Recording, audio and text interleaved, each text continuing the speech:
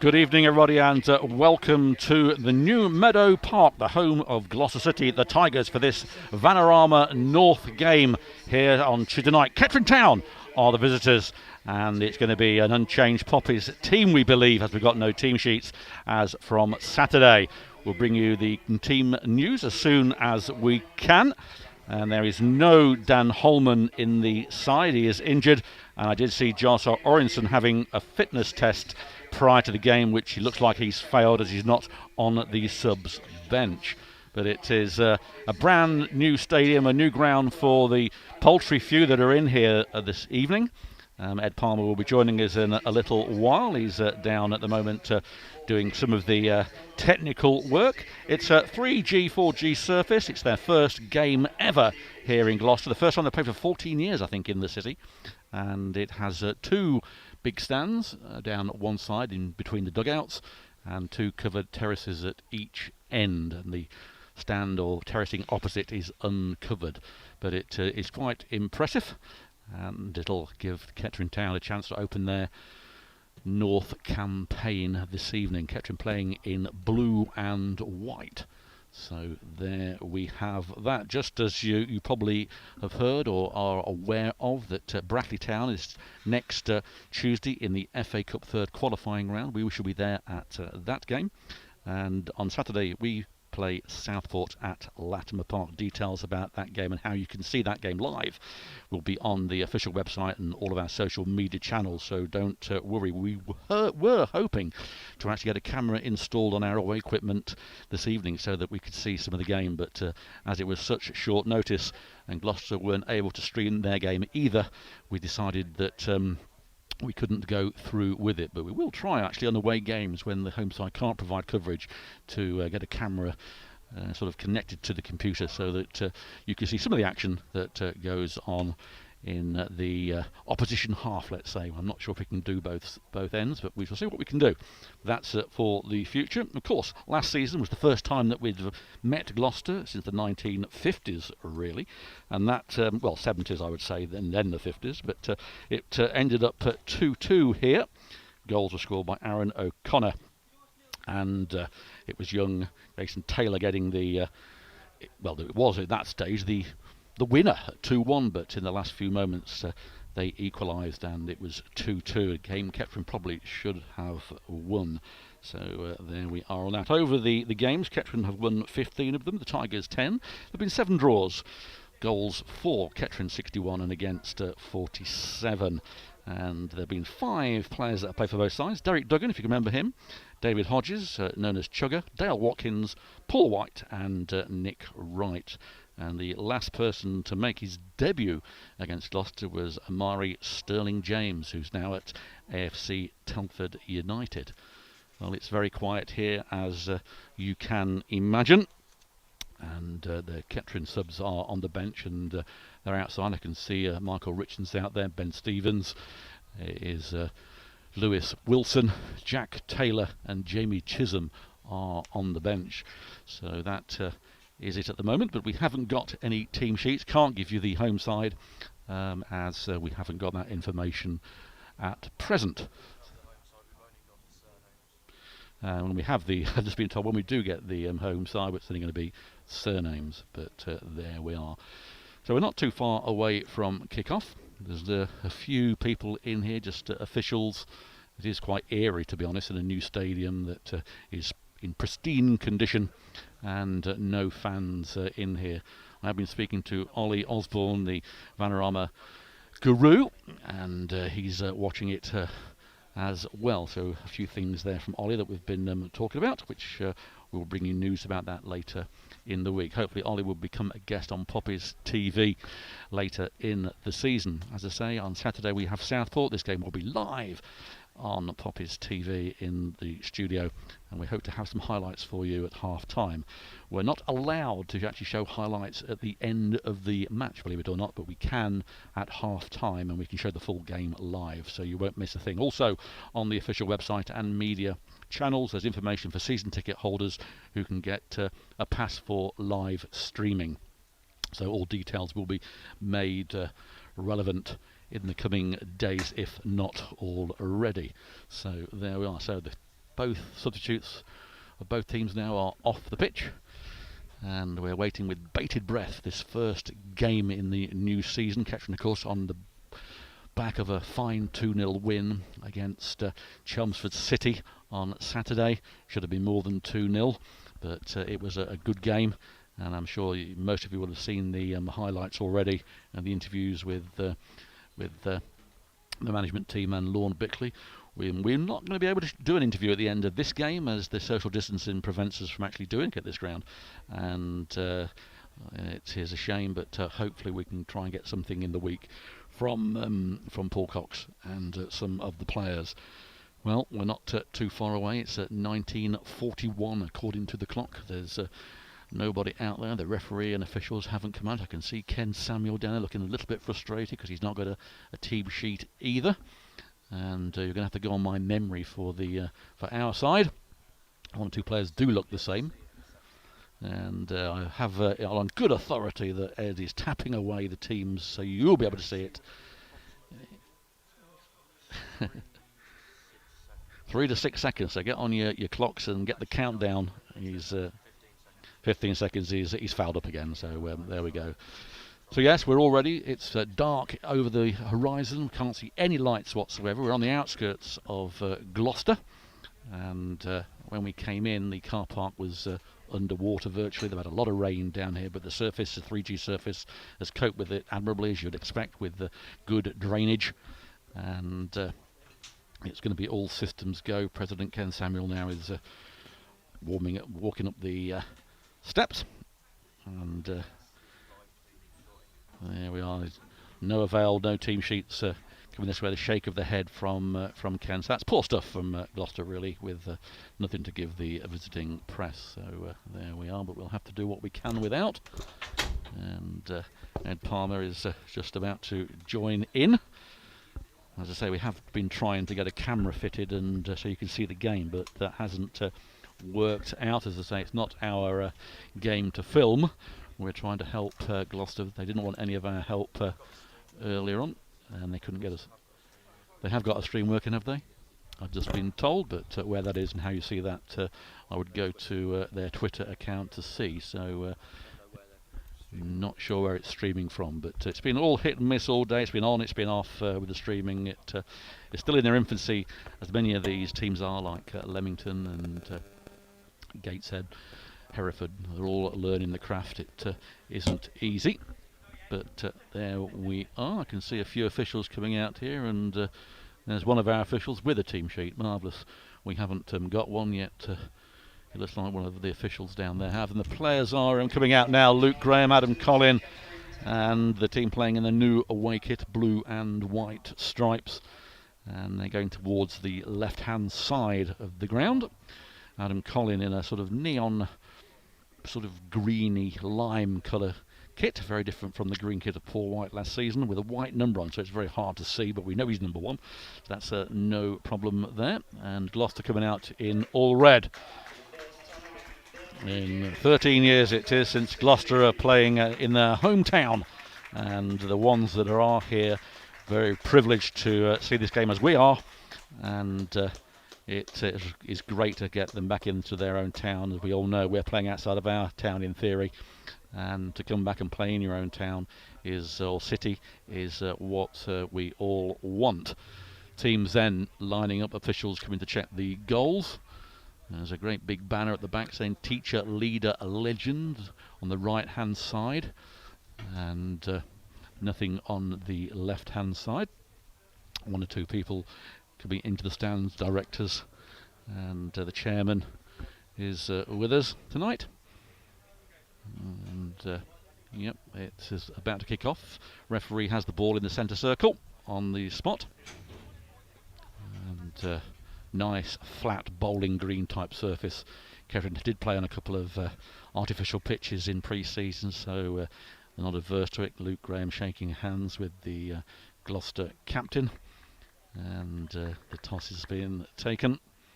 Luke Graham looking away, some fist pumps, and it as we are, and it's going to be Gloucester to get us underway. Kettering kicking from left to right. So the Vanarama National North season for Kettering Town is underway.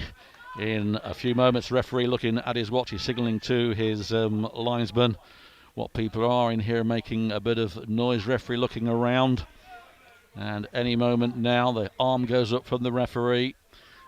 Again checking with both goalkeepers, looking at his watch again. It's a sundial. I'm not sure what he's got, but it's taken quite a bit of time to get this game underway. He's looked around again and his watch again, and away we go. And there's a false start. Yes. And there we go. We're finally off. Gloucester pumped the ball, and there is McGrath on the far side. Clear there by. Away you go. Kettering is put down for Sheriff to challenge down there by the corner. Can he keep it in? He can. Sheriff on the byline inside the penalty area. Comes in. Ball comes over low, and the goalkeeper brought into action, diving, catching low to his left, and collect it quite easily. But I think it was a shot come cross from Sheriff, but would have been an exciting start if we could have got a flick on that. But it's 0-0 with barely a minute gone here. Goalkeeper gets us back underway. Luke Graham underneath this. The number 9 wins the ball though. Gets it to the number 6. Put it to the Kettering area. The number 9, large, imposing player, comes forward. There's a chance here for the number 3. Fires it wide, and that's wide. It's a goal! 1-0! Incredible start for the home side by the number 3. He bows in front of the press, and it beat Colin, who was at full stretch on his left-hand side, low into the corner. Gloucester City 1, Kettering Town 0. What a start.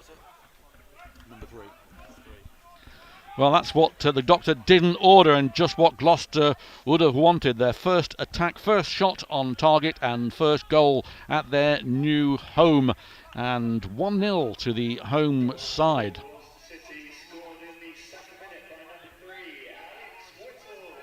Alex Whittle has been credited with the goal in 2 minutes. So Kettering Town then, if you're going to concede a goal, I suppose conceding one in the first few seconds or minutes is the thing to do. Gives you plenty of time to come back and get a winner and hopefully the points. Remember last season when we played here, we were in a goal down, went 2-1 up, and then finally ended up 2-2. But at the moment it's Kettering Town a goal behind after 2 minutes. Throw in, Luke Graham underneath this, he's beaten to it. In comes Fryatt, gets the ball, pushing the back there on Scott. It's put out by the City defence, thrown to Kettering, halfway in the Gloucester side on this right hand side. The referee telling Storer to go back. So Storer then with the throw in. And it's a poor throw from Storer, giving Bickley no chance really whatsoever, and the home side give the ball away. It's Storer now with the ball just outside the penalty area, puts it in. It's a flick through to Storer. Storer going to try a shot, cleared and hacked away. Ball goes over the new stand, and bit of panic there in the Gloucester area. So an early goal in this game that bit of a shock for the Kettering officials that have travelled to the game. Trying to find the ball. It's going to be Connor Kennedy with one of his long throws. He's wiping the ball down. It is rather greasy down here. He's still with it, hasn't delivered it yet. In it comes, long, high, into the air. It's headed away. In comes a long range shot. No, it's down by McGrath. McGrath plays it wide to Jones. Jones in there. There's Connor Kennedy back to Jones. Jones might try a shot, has to go wide. Plays it out to Sheriff on the far side. Sheriff under pressure, plays it back. Here is McGrath. McGrath puts the ball into the area, cleared, and Kettering can't get possession. The large number 9 does. Kettering get possession as Luke Graham flicks it on, headed away. A bit of panic by Gloucester. The goal scorer Whittle puts the ball long, cut out by Luke Graham, but it hasn't gone out of play. The number 9 has the ball.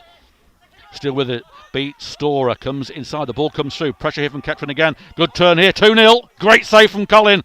He was at full stretch and palmed it away, a brilliant save, and it goes out there. Kettering can't get it clear. That's 2 attempts they've had, and both should have been goals. One was And Kettering under immense pressure early doors here as Bickley gets the ball away and Storer just clears it into no man's land. Scott gets there, turns, but he can't control it. It goes out for a throw-in, and Gloucester get this throw-in on the halfway line.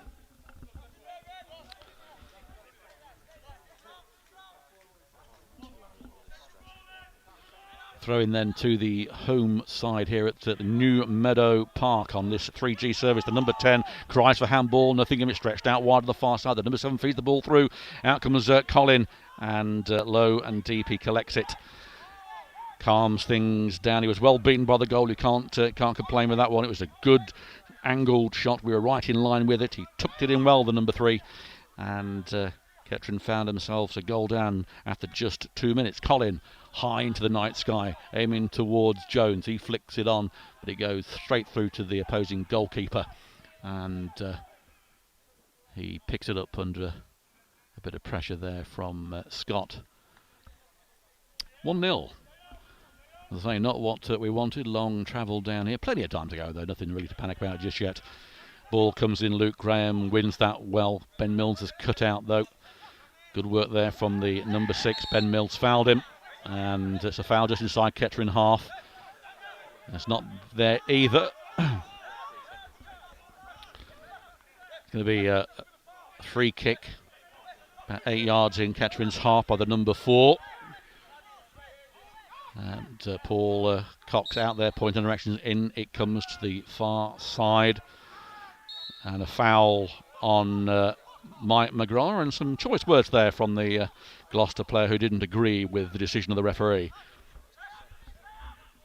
It should have been dissent, but Colin goes out of his area to take this free kick. McGrath goes back with him.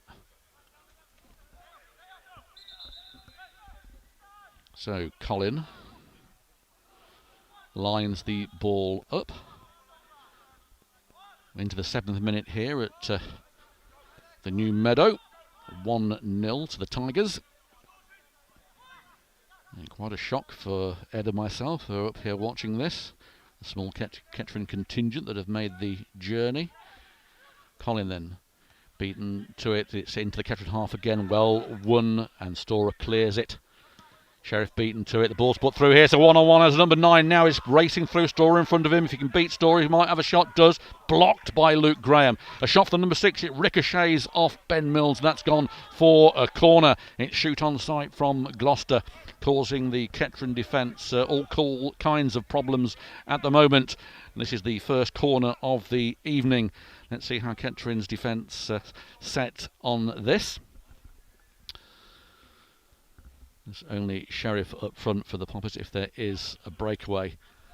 And both arms raised. Corner comes in towards the back post. There's 2 there. It's won at the back post by the number 8 from Gloucester. Colin collects it coolly and then boots the ball out, but it goes straight to a Gloucester player.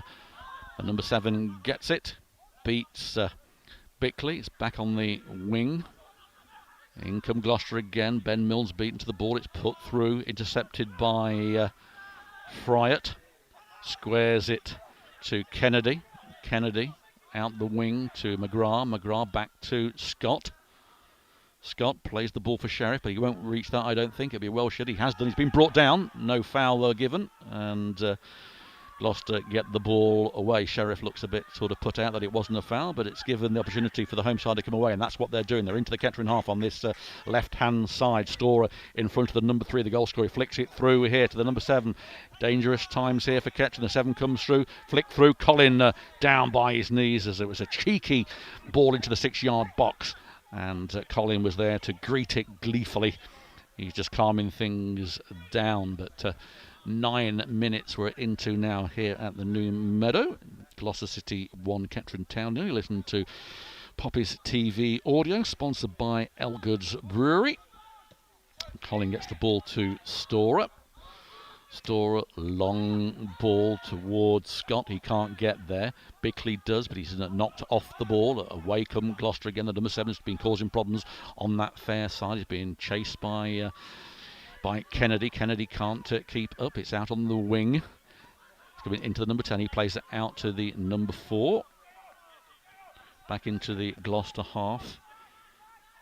And Gloucester putting the ball forward to the number 9, who looks very dangerous. Well won by Luke Graham, but he's only headed the ball up. The number 9 chests it down, feeds the ball back in the centre of the park, plays it out wide on the far side. It's a good ball if he can keep it in. He can't, and that will be a throw in to the Poppies.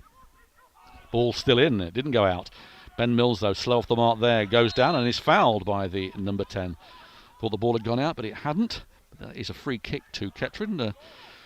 2 or 3 yards outside the Kettering penalty area. Paul Cox barking a few orders out there. And he squares the ball to Luke Graham. Luke Graham, captain tonight as he was on Saturday, sprays the ball out to Fryatt. Fryatt puts the ball to Sheriff. Sheriff turns. He's down on the byline down here. Can he get a cross in? He can. It's low. Cleared by Gloucester and finally put out by Kettering, so it will be a throw to the home side, the Tigers. Well, the assured performance that Kettering had on Saturday, I know it's the first league game and first outing away from home, but look a bit shaky at the moment, but plenty of time to calm down and get into this game. I think the goal took everyone by surprise. It certainly kept the Kettering defence split, but the ball's been sprayed out wide on this left-hand side to the goal scorer, number 3. He's played it back to the number 6. Still with him, plenty of time on the ball. They're moving it around. A good movement here from the 7 onto the previous wing. The number 9, the large, imposing number 9, is there to be passed to inside the penalty. The ball comes over. Overhead kick, and that was well done by this number 9, who is McClure, apparently his name, and it was a good catch by Adam Collin to deny the spectacular from the forward. Collin gets us back underway, headed over by Bickley, along for Scott to chase. He down by the corner flag, and he gives the ball away, and that's easily cleared by the Gloucester defence. The number 10, and the break on here maybe for the home side. It's square onto the right-hand side. There's an overlap, but he's coming forward, not using the overlap. He's beaten Scott for pace. Comes inside, a lovely 1-2 cut out by McGrath, but the ball given away to the number 10 again. It is a battle here for Kettering. McClure with the ball, feeds the ball through here. There's a chance, and a good tackle there by Storer, denying the number 7 from adding to that scoreline. I'm sure that would have gone in if he got a touch on it. And that's danger signs again for the Poppies, who are under the cosh in their own penalty area when the ball's there at the moment. It is Gloucester again on the ascendancy. Of course, Gloucester lost their FA Cup game against Christchurch on Saturday, 6-5 on penalties. A good through ball here to the number 6. There's nobody in the penalty area, and the cross reaches Collin, who bowls the ball out to Storer. Storer to Mills. Mills beaten to the ball quite easily, gives the ball away. It's the number 7 now. He's got the 3, the goal scorer on this left-hand side. The ball comes in, and that goes across goal and goes away for a goal kick.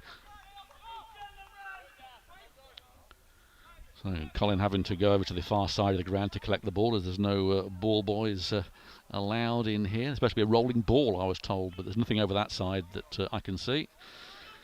And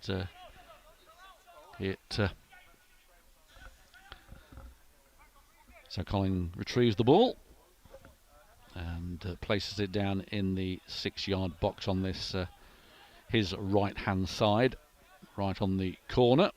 Orange boots of Adam Collin will be disappointed to have conceded a goal early doors, and having had such a impressive pre-season, but this is the bread and butter. This is where it all counts, and Bickley beaten to that. There is Fryatt. He wins the ball, trying to get it through to Scott. He can't. Ball's in the air. There is Jones. He's beaten to it as well. He turns though, Jones, and Gloucester get the ball away. There's a foul by Jones. There's a bit of afters there. Nothing major though. A bit of a tussle, a bit of handbag, and referee gets the free kick away. Quickly taken here. If that reaches the number 7, it's a good ball, but it did. Number 9 apparently is Asante. As I say, I haven't got a team sheet, as none have been provided by the home side, so it's all memory. Although you have got it on your screen I haven't got access to that because of social distancing. I can't see it from where I am. So there we are, the limitations of what you can do with COVID-19 hit us once again. It's going to be a throw-in anyway on the far side, halfway in Kettering's half. Taken quickly to number 7. It's back with the 7 from the throw-in. Good 1-2, good work here from Gloucester, moving the ball away well around. Played to the other side. The number 8 deep in Kettering's half now, being pressed by Ben Mills. Has to play the ball back. Square ball to the number 6 over now to the far side. Gloucester mount a challenge. Sheriff to it, but beaten.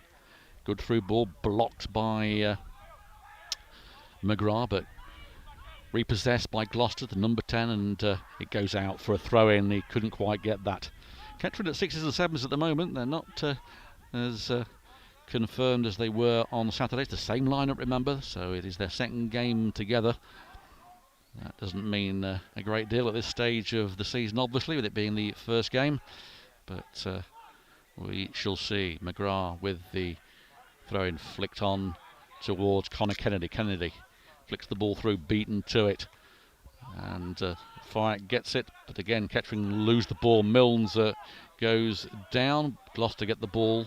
They're first the ball every time at the moment, and certainly they're looking very good going forward. Milnes can't get there. The number 10 can. He turns as a spare player here. The number 3, the goal scorer, unmarked. Stora's there now to try and close him down, but he's outside this penalty. He goes out wide. Stora was still within. The ball comes in, cleared by Luke Graham, who slices it, and it's back in Kettering's penalty area. There's a claim there for a penalty, nothing given, and Connor Kennedy hoofs the ball away, but and rather fortuitously it comes off a Banbury defender and goes for a Kettering Town throw-in. There's already some flashing substitutes board in the Kettering dugout at the moment. I don't know if Maltley is just trying one out or anything impending. I did see that Lewis Wilson has been warming up.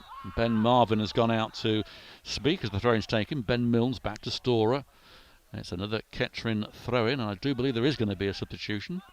I can see Lewis Wilson putting his slippers on. Throw been taken. Luke Graham feeds it through to Scott. He's down by the corner flag on the right-hand side. Under pressure, goes down. That's a foul by the linesman, right by the corner flag. And gives Kettering a chance to put one into the area. Still no movement in that Kettering bench, but the light is flashing. And there is some movement, as I can't quite see, as the rain has obscured the Perspex windows. Corner then to Kettering. It's going to be Ben Mills. The free kick even by the corner flag. So it's literally a corner, but it's Ben Mills with it. And normally if Ben Mills could beat the first man, there's a 2-man wall, and we usually get a good result from him. We know he can produce. We need to get one now. It comes in high towards the back post. Head is down there, and it's still with Kettering.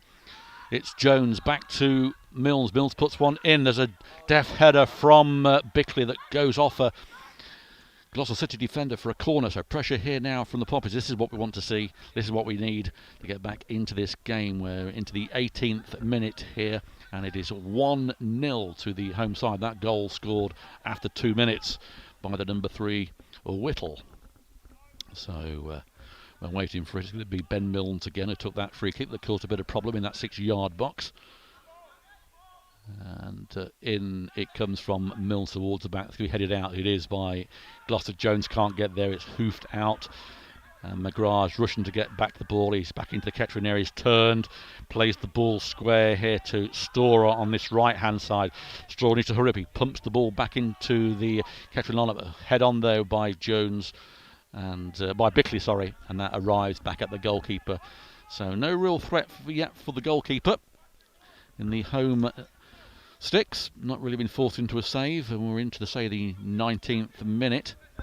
To be fair, there's only been one goal and a save from Colin that has caused any difference in the scoreline. It was a good save by Colin, the second one, and it was a good goal in the second minute. And we shall see. And don't forget, on Saturday, of course, we've got Southport at Latimer Park. That will be streamed live. So you'll be able to see that, obviously. And there'll be highlights at half-time. And the Gloucester player told to go back into the correct place to take the throw-in. which is by the halfway line on the far side, next to the electronic scoreboard that's beaming out the score at the moment. And Gloucester got the ball through, a shot comes in, and it's well held by Colin down by his knees just inside the 6-yard box. Snapshot from Gloucester. I say they're shooting on sight, and it is causing the Poppies some problems. Ball with McGrath on the far side, plays it long, and down goes Scott, who reckons has been pushed, but nothing given by the referee. Goalkeeper collects the ball, bowls it out. Bickley tried to close him down, it's back with the goalkeeper. Slices it, but gets it away. Number 6 wins that. Won by Fryer. Milnes loses it, goes down under pressure. Kennedy can't get there, but McGrath does, trying to feed Sheriff. Sheriff then with the ball on the left-hand side, down by the corner flag on the far side. Does a double shuffle, gets the ball over. Ball comes in here, punched out by the goalkeeper. Milnes can't get there. Connor Kennedy can, but it's in the centre circle. It's back to Luke Graham. This is better from Kettering as Graham goes forward. He squares it to McGrath. McGrath plays it square now to Kennedy. Kennedy looks up, trying to find Sheriff. Sheriff brings it down well, but can't control it, and it comes off his foot for a throw-in on the far side. 21 minutes gone here at the New Meadow. 1-0 to the home side. Listen to Poppy's TV audio. Throw-in been taken, sponsored by Elgood's Brewery, of course. Thank you to Elgood's for their support. And Kettering can't get the ball into the penalty area. It's cleared by Gloucester, but only to Storer. Storer being challenged, puts the ball in. Scott with the coldest call for it, drops it. There's a bit of a... And Scott was brought down by the goalkeeper, a bit of pushing, and there was a melee in there. Scott wanting... a penalty. The referee says nothing, and no doubt the Kettering player will get booked, but don't know what for. Yeah, goalkeeper spilled the ball and then stopped him from getting it, so he's entitled to go for the ball if the goalkeeper drops it. But this is the Peter Shilton art of goalkeeping with the exclusion zone around him, and that's certainly gone there in favour of Gloucester. So it's a free kick right on the edge of the penalty area to the home side on the left-hand side. Everybody bunched over in the middle of the park. Been taken. Graham can't win that, and it feeds its way through to Colin. Colin, experienced campaigner. And Carlisle United has been very, very impressive for all pre-season. He strikes the ball, goes long, but won easy by Gloucester, and it's a foul there, and it's going to be a pulling. Foul to Kettering. There's a foul on Bickley. And this gives us a chance for Kettering to pump one in and try and cause a bit of mayhem in that penalty area. Mills is over the ball. Gloucester complaining, of course, about it, as I suppose they're entitled to do, as everything's always against the team with the decision against them, of course. But there we are. Mills then over the ball, just a few yards inside the Gloucester half. Arms go up, whatever that means. It's come in. This should be the goalkeepers. It is. Poor, really. Goalkeeper under no pressure whatsoever. Caught it easily. Bowls the ball out to the number 9, who turns Storer. And it runs into trouble, but still wins the ball. He's tall, he's powerful. Jones has beaten to it. The number 3 is a foul by Jones on the number 9. It's a late touch by him. Referee having a little word with him. Free kick into the... just inside of the Kettering half, been taken too quickly. Referee wants him to take it back. And Lewis Wilson putting his tabard back on. So, wearing number 15 is Lewis Wilson.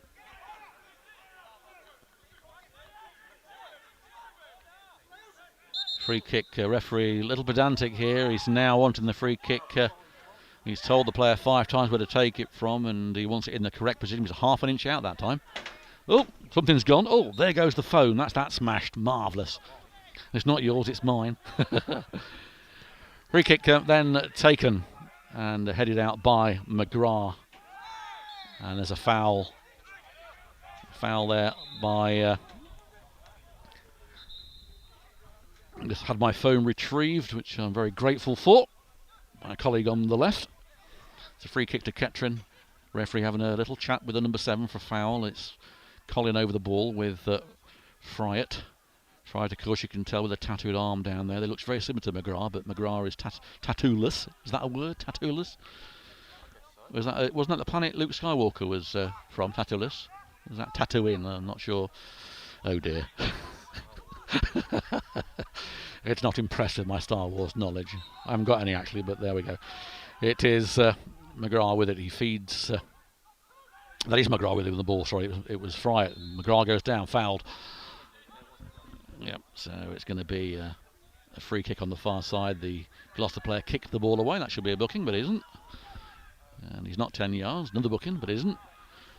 You see, our cameraman's over there, pretty short, taking his snaps, which no doubt will appear at some point early tonight on Twitter or later on tomorrow. It is a free kick. Milnes with it on the far side this time. That is 10 yards. Referee dancing around like he's in a disco, but in it comes a good free kick here. It's headed out there, and it should be a corner, and it is. It came off defender's head, top of his head, could have gone anywhere, and zoomed out for a corner. Goalkeeper looks quite diminutive actually. He's not a tall goalkeeper. We need to lob him a few times to see if we can get a shot on target, but it is still 1-0 to the home side. Corner then by Ben Milnes. He's placed the ball in the quadrant, or just vaguely in. It comes towards the back post. It should be cleared. It is by Gloucester. Cleared easily by the number 10. Hoofed away. It's leaving Storer the chance to get the ball. He turns, feeds the ball back to Colin, who comes out of his area. He's being closed down by a Gloucester player. It's brought forward towards Bickley, but it's headed out by Gloucester. That'll be a throw in the halfway line.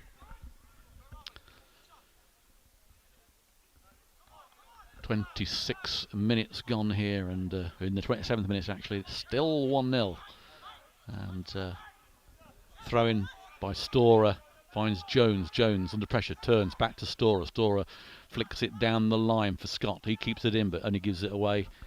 And it's a throw in to Gloucester.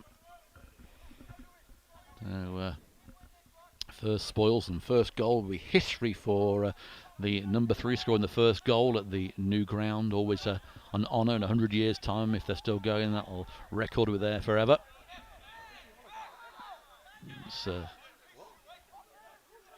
as an interesting. Not sure what's happened here, but Gloucester have got the ball. I'm not sure it's a throw in. It is.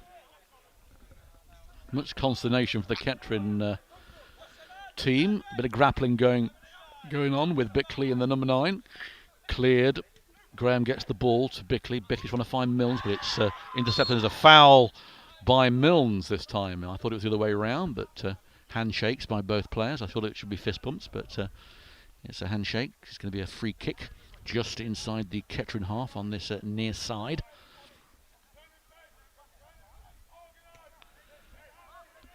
Paul Cox having a word with the linesman as he seemed to do. John Ramshaw's out of his box. Ben Marvin looking on the free kick about to be taken. Bickley's not 10 yards from the ball, but Colin shouting out instructions. Ball comes in long. It's a good ball here, headed in, and that's a foul on Luke Graham. Yes, referee should have played advantage there, but didn't. Brought the game back. Foul on Luke Graham. And Kettering's plan A isn't working at the moment. Caught cold in the first couple of minutes by a snapshot, a good shot, and dispatched well by the number 3, beating Collins' outstretched left arm and nestling into the brand new net. 1-0 as Colin now takes the goal kick, or the free kick shall I say, sorry. There is Friat trying to find Scott. He can't get the ball. It goes out for a throw-in to the home side. So, as I say, it's a very peculiar setting actually. The 3 sides of the ground is just black. Not a star in the sky. It's everything's gone black. In the middle of the countryside here, it's very, very strange indeed. There's a moat around it with the weather, and of course they've got much room for development. A bit of argy-bargy in here, and the number 9's going to be spoken to by the referee for gesticulating and mouthing off Stora's going over as well, but I think the referees are going to have a word with the number 9. He is, and he's going into the book. Obviously, if it's a dissent, so the number 9 has been causing a few problems, has entered the referee's notebook, the first casualty of the evening. Still having a chat with the ref, doesn't believe what he did was wrong, but it is a free kick to Kettering, just in front of the Kettering bench virtually. It's Ben Milnes with it, going to right-footed put it in. Everybody on the edge of the penalty area, the hand goes up, it comes in, that should be headed away, it is easily. Kettering can't get there, Sheriff can, but it's cleared. Jones has got the ball, he wins that well, he's still with the ball. Jones weaves his way through, it's cleared, and there's a foul there, and there's a Gloucester player rolling around in agony. And now there's a bit of hoo-ha here as well. And the goalkeeper moving the Kettering player out of the way, who's trying to get the player up off the floor. It's not WWF, as we've seen last season a few times, but yes, the World Wildlife Federation, as Ed Palmer says. The sports therapist comes on to the pitch.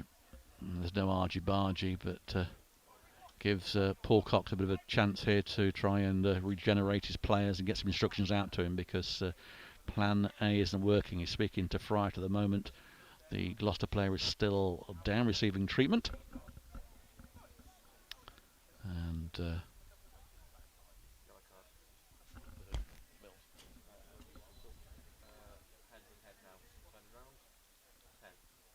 it looks like Sam Jones has got into the book.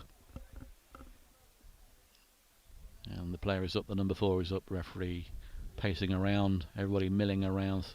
Jamie Chisholm is warming up down here. Still everybody is on the pitch at the moment, of course it's a 3G pitch.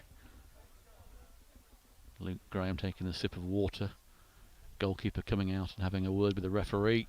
Ball goes back. It was in Kettering's possession, so they should give the ball back to the Poppers. We shall see what happens here, as it wasn't deemed a foul at the time. But well, we're into the 32nd minute here, and Kettering really haven't forced the Gloucester goalkeeper into any action whatsoever.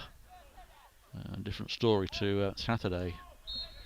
But play finally underway as the referee blows his whistle. Goalkeeper taking an immense amount of time to get this ball back in away, and he just fires it into the Kettering half. Missed by Fright. The number 10 wins it back. The number 7 wins it on the far side. Keeps the ball in well. Shields it well. McGrath's beaten to it. Back to the number 7. It's good pyramid football here from triangle football. Ball comes in. It's hits Luke Graham. The cries of handball. Booted out and blocked. Kettering under pressure again. It is shoot on sight from Gloucester. And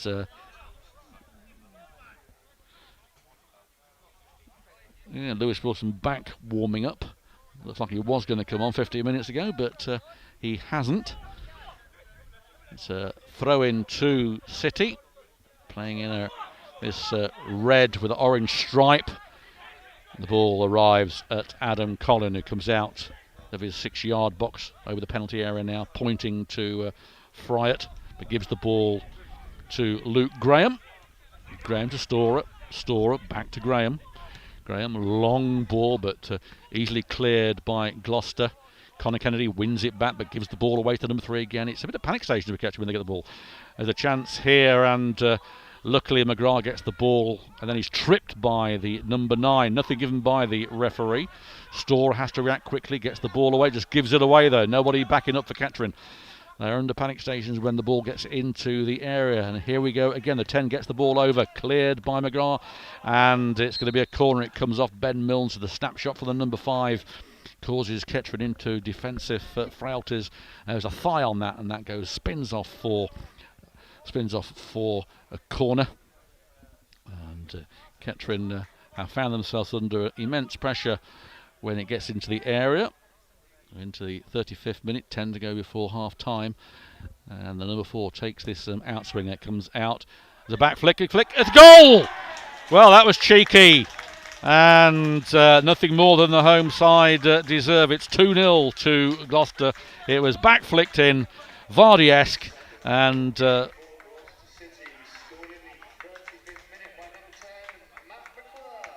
Matt McClure, the number 10, flicked it by Adam Collin, who couldn't do much about that, and Kettering with an uphill battle now, 2-0 down on 35 minutes. As I said earlier, it does seem panic stations in that defence. The assuredness of Saturday gone, and with it all to do, 2-0 down is a great start for the home side.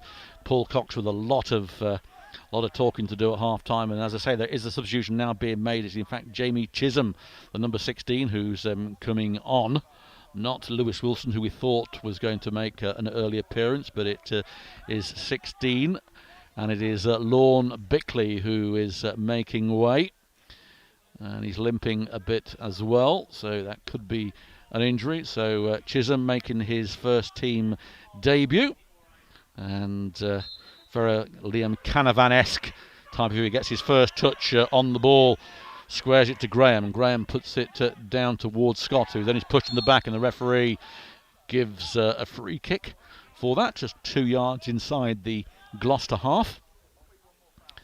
And well, it's an eye-opener here for Kettering, 2-0 down in the first half, something that we didn't anticipate whatsoever.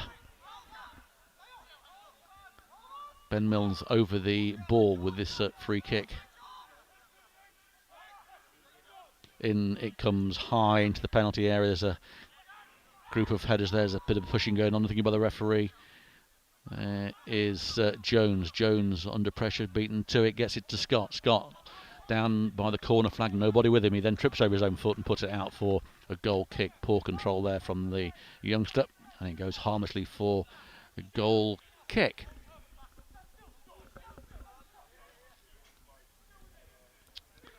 Well, this isn't, as I say, what the doctor had ordered, and going to have to be some stern words from the managerial team at half-time to get the Poppies back into this game. There's still 9 minutes or so of this first half yet to go, and anything before half-time in Kettering's favour would be a Brucey bonus, I would think.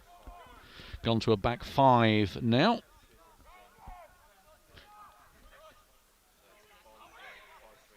5-3-2 as Collins put under pressure, has to hoof the ball away, but Gloucester get the ball back, and it's back with Colin. A bit of football tennis there. So 5-3-2.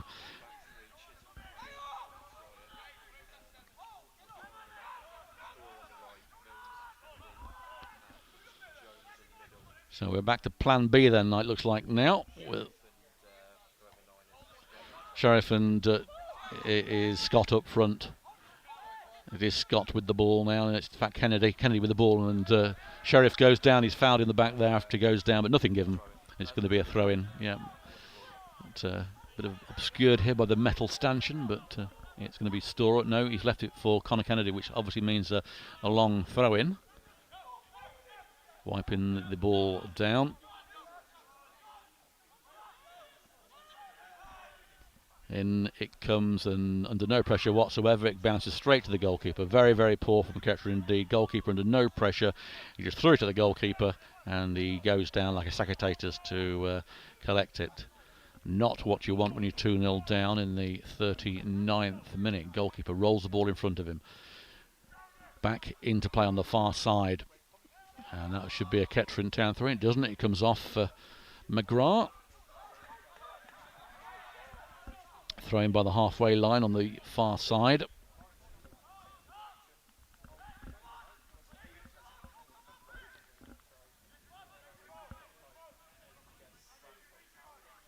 In it comes headed on. There is Luke Graham, and it goes out again for a throw-in. Again on the far side, it's parallel to the penalty area, wrong on the line. And the number 2 going to take his own long throw. He's wiping the ball down as the tall forward line from Gloucester get themselves into the penalty area.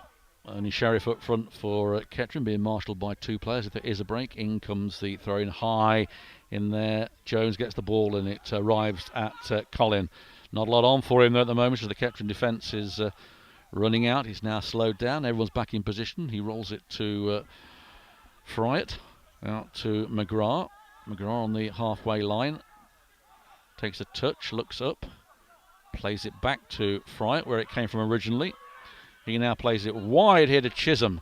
And Chisholm controls it, but in doing so goes right back to goalkeeper Colin, who's under pressure now. He has to kick the ball away. He does. This is going to go to Storer. Storer beaten to it easily. Connor Kennedy can't win it. Jones can. Gets the ball. No foul, but it's in a bit of a mess here. It's a quite scrappy affair. Nothing pretty about this game. Chisholm with the throw-in. Still with it. Delivers the ball towards Jones. He misses him. Sheriff can't get there. And that's cleared by Gloucester. A hooked clearance. Graham chests it down, but in doing so gives it away. Intercepted though by Ben Mills. Can Mills spread it out wide to Fryatt? He does. It is in fact McGrath. McGrath with the ball, not Fryatt. He finds Connor Kennedy. Kennedy back to Chisholm. Chisholm over the halfway line now. Plays it out wide to Sheriff, who's changed positions. Goes down, loses the ball. Connor Kennedy wins it back. It's hoofed away to be conceded by Graham. He finds Chisholm. Chisholm gets the ball to Storer. Storer inside of Jones. Good, better football here from Kettering. Here's McGrath. Flicks it through, but cleared easily by Gloucester. And the attack is whittled down. And there's a foul. Now, which way this is going to go? The number 9's gone down as if he'd been shot, and the the referee talking to him. There's a bit of scuffing from the number 7, and McGrath on the number 7 having a few words. Now there's a bit of handbags. Referee got his arms up. So, and they're still at it, McGrath, and there's a argy-bargy Luke Graham trying to calm things down as captain, which he's doing. The referee having words. And yeah, it's losing a bit of control here. McGrath still angry at what's going on, being herded away by the Kettering players. Otherwise, could find himself in trouble if he doesn't watch out. So the number 9, who I thought committed the foul, to be honest, but then I am quite biased. Sort of jumped into him, didn't he? So have to wait and see how the referee's seen this one. The 9 is now up. We're into the 42nd minute. There should be a few minutes of added time. Been a few stops for various incidents. Seems to have calmed down a bit now. Referee still making his mind up what to do. He's now asking the number 9 to come over. And it's still a melee. There's all sorts of inconcern. Chisholm being spoken to by the referee. I don't know why Chisholm was involved in it. He was nowhere near the incident. Connor Kennedy giving his 10 penneth as well. The referee is herding around. Number 7's involved. And what's going on here? I'm not sure. Well, the players are actually, looks like they're walking off the pitch. Right. The referee now having a word with the linesman. It looked like the players are walking off the pitch. The number 7 is actively involved. Looks like he's going into the book, the number 7. Well, there are some peculiar things at football, and this is certainly one of them. I went to this game's been incident packed, but I'm not sure what's happened here. As number 7 wasn't involved, it must be for dissent. But at one side, I thought the players were walking off the pitch, though. They all sort of marched off as if they were going off. I don't know if something's been said. The number 9 is off the pitch. Still something going on to the 7. Must be a long name because he's still writing. Horsey Dorsey is the number 7. He's still writing his name down. So, and he's talking to the number 7 now. He's having a word with the linesman. Linesman's going back. The referee has gone over to the bench. Paul Cox is obviously listening on to what's going on. The number 9's off the park. I thought he needed permission to come off, but not. Number 10 has the ball in his hands. There's a chat with Paul Cox and the opposing manager. So interesting to try and find out what's gone here. Has something been said? Referee's obviously concerned because he's having a long chat. The number 9 is still off the pitch at the moment, and McGrath has been told to get back on the pitch by John Ramshaw. Well, the number 9 has come off. So I'm not sure what has happened. It looks like at the moment that Gloucester are down to 10 men. And no, he's back up again.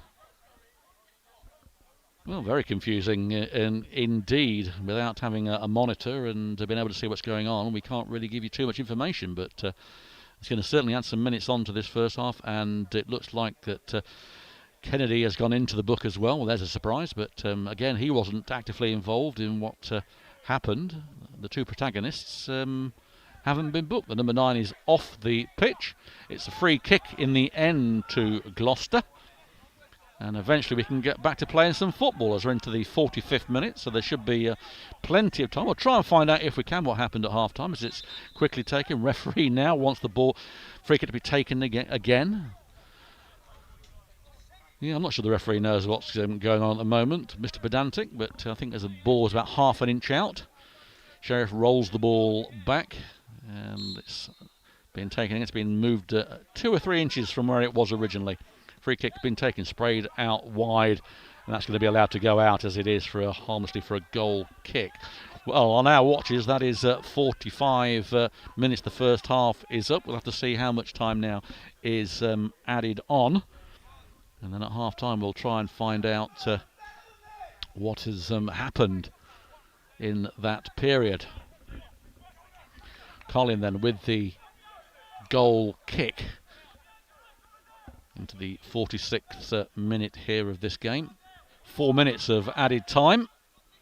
Should have been longer than that in my opinion, as Kennedy gets the ball through. Jones can't control it, and it's hoofed out by a City defender for a throw-in halfway on the right-hand side to Kettering. Milnes with it. Milnes to Jones, who chests it down. Handball.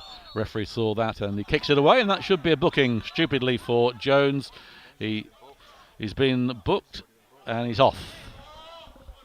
So this goes from bad to worse, and that is poor from Jones. Booked initially and then hoofed the ball away in frustration. He's booked for a second time. He's sent off, and Kettering down to 10 men and down by 2-0. A very difficult challenge now in this second half for the Poppies, and a situation they find themselves in before. But on the evidence of the first half so far, it will take a lot of a fight back from the Poppies to get back into this game. One they're not in at the moment, and that doesn't help matters at all. Jones sent off on the stroke of half-time, actually in added time. Free kick being taken. Ben Milnes is fouled in the back, and things getting a bit out of hand here now. It's becoming a bit of a... Yeah, it's going to be a free kick. Chisholm with it. He leaves it for Colin, who looks a bit forlorn, actually. But I'm sure that Paul Cox is forlorn after that first 45 minutes. We're into the 48th minute of this game. And it'll be one that the Kettering will not be wanting to revisit in the second half. But there we go, it's headed on. Cleared by Gloucester. Graham gets it into the air, but it's won again by the City forward line. Chisholm under pressure from the number 9. Over his head. Foul on Graham by the number 7, and eventually it's been given in the penalty area. It's arms and legs and all sorts of things going on. Very, very scrappy indeed. Not the beautiful game as we know it. But Gloucester City won't mind. They're 2 goals to the better in this first half. Probably deservedly so. They've had the better of the game. They've had more shots on target. Of course, Kettering more problems. And of course, Kettering problems hampered by the sending off of Jones for a stupid second yellow card, hoofing the ball away in frustration. No excuse for that, especially when you're on a yellow card. Made Kettering's task 10 times as bad for that. But it is Chisholm with a throw-in. I make it into the last minute now of this first half. Chisholm trying to find Sheriff, he can't, and it's cleared by Gloucester quite easily.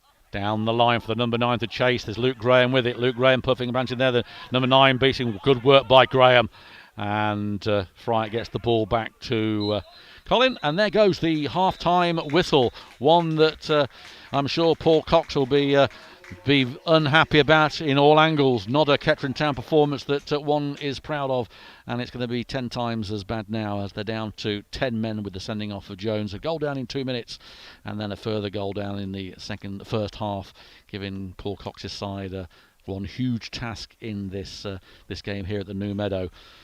I'm going to take a 50-minute break now, and I'll be back with you for the second half. Hopefully Ed will be joining me at some point. He's shaking his head, and we'll hope that Kettering can get back into this game and come away with at least a point, but they've got it all to do, and I'll see you in 15 minutes. It's Gloucester City 2, Kettering Town 0.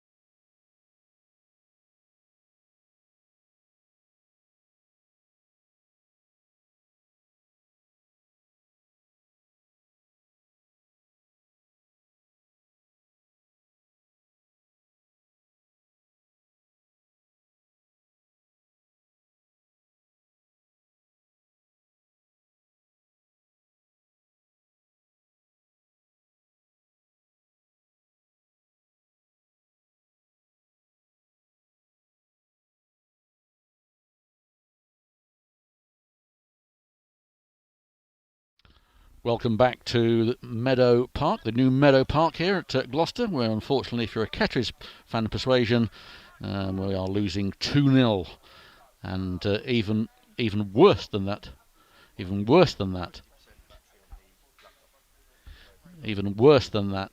we have down to 10 men. So we're just looking now for some power. That it is going to be Kettering kicking from left to right. Kettering, of course, down to 10 men. It looks like the Kettering made a substitution at half time. And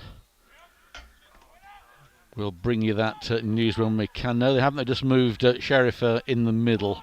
So Kettering find themselves 2 goals down to 10 men. And not the start to the season that Paul Cox or the Kettering fans would want to happen.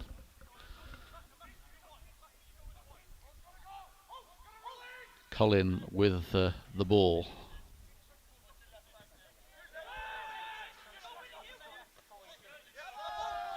And it's gone out for a throw-in.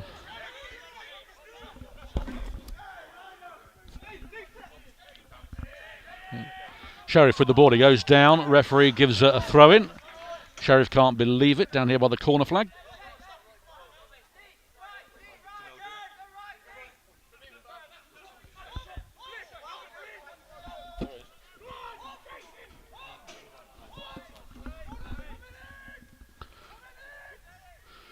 Well, the ball with Colin, sorry about that, we're just getting some power sorted out. We found a socket at last. But it's Colin with the ball on the edge of the penalty area. He plays it out towards McGrath. He wins it to Sheriff. Sheriff turns. Still Sheriff with it. Inside. Goes down. Referee gives a foul. And Gloucester complaining that it isn't. But referee's made his decision. Ben Mills over this. Plays it for Sheriff to chase and not going to win that one. Fryatt pushed off the ball. Get to the number 7. He plays it out wide. Chisholm's underneath this. He's not going to get there. The goal scorer Whittle may do. He has. Ball is back on the halfway line for Gloucester. Of course, Gloucester in command. 2-0 up. Conceding goal in 2 minutes, Kettering. And things haven't gone right really since then, to be honest. Uphill task of having the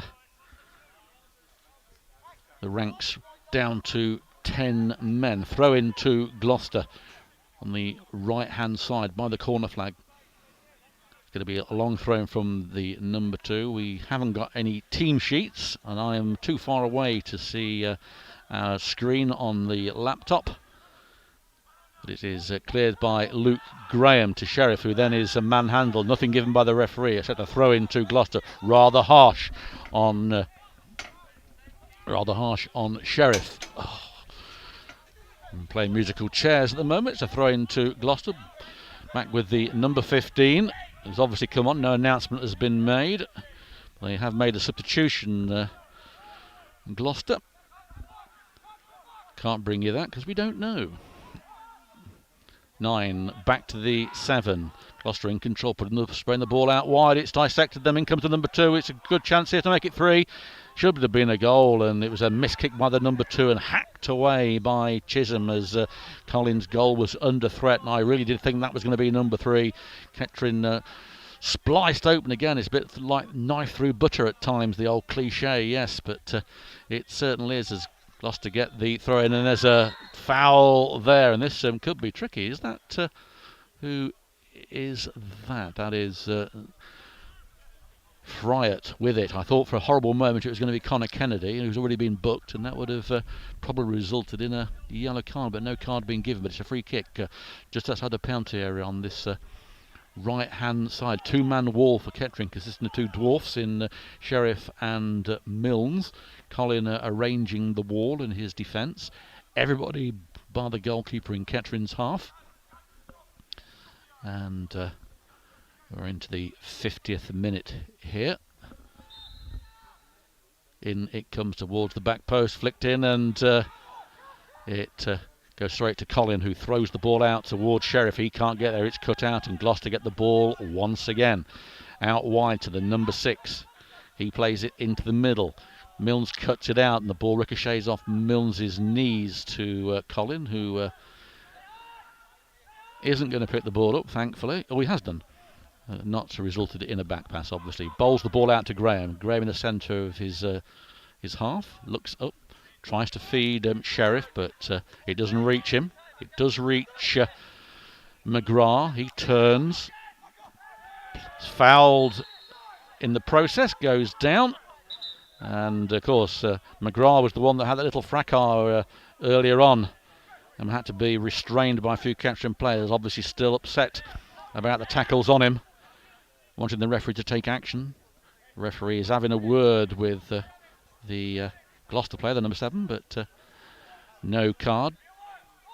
McGrath and the 7 barging each other like it is some sort of disco dance.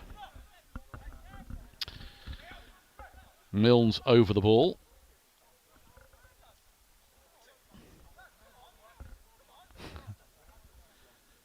Milnes still waiting to take this free kick. Whistle blown. Milnes right-footed towards the back post, but that's going to be headed out easily by Gloucester. He's back in the area. There's another foul there.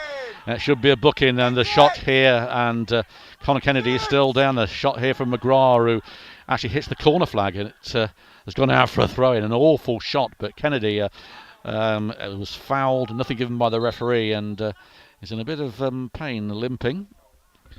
But he gets up, and still limping around there. Referee missed that one. You can catch him players warming up.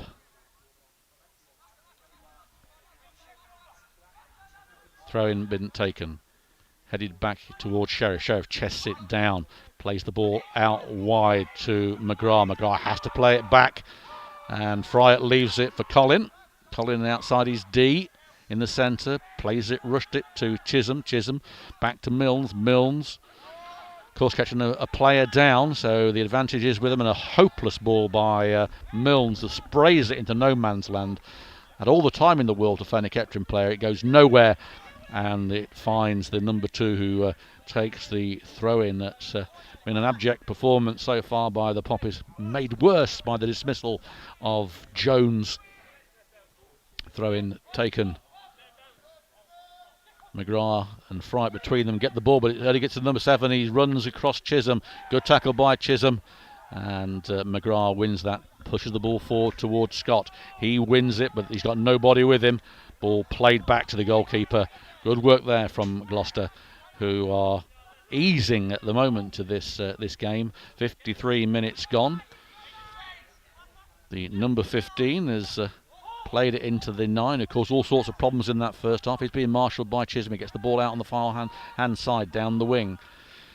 In they come again to the middle on a little back flick. Chisholm comes in, intercepts, does well, does the youngster. Making his debut tonight, coming on and as a substitute, replacing Lorne Bickley in that first half. I think Bickley did have an injury. Brackley a 1-0 down. York 2-0 up at Chester. Spennymoor 1, Farsley 0.